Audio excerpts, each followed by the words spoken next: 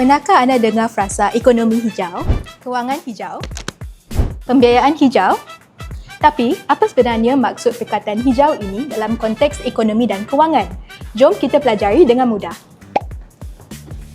So, penghijauan kewangan bermaksud menjadikan institusi dan sistem kewangan lebih peka, responsif dan berdaya tahan terhadap risiko perubahan iklim.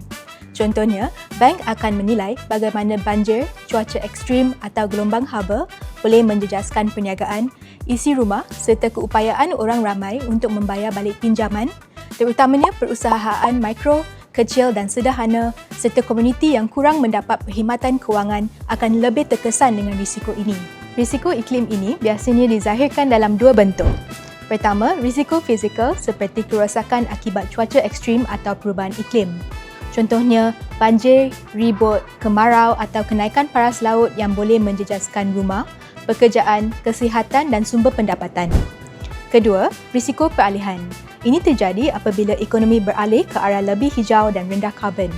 Contohnya, perubahan dasar teknologi baru atau perubahan pasaran dan pilihan pengguna yang boleh memberikan kesan kepada perniagaan.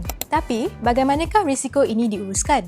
Institusi kewangan perlu mengenal pasti risiko berkaitan iklim lebih awal, mengambil kira risiko tersebut dalam proses pengurusan risiko mereka serta meningkatkan ketelusan dan dedahan maklumat. Apabila risiko ini diuruskan dengan lebih awal, sistem kewangan dapat dilindungi dan membantu menyokong ekonomi yang lebih kukuh.